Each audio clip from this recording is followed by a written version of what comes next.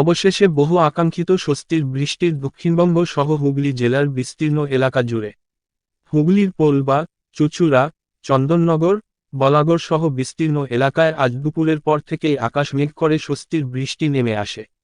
বৃষ্টি শুরু হতেই দেখা যায় বিভিন্ন স্কুলের বাড়িমুখী পড়ুয়ারা বৃষ্টির জলে গায়ে মেখে আনন্দে মেতে উঠে ভিজছে। বৃষ্টি শুরু হতেই তাপমাত্রার পারদ বেশ কিছুটা নেমে আসে।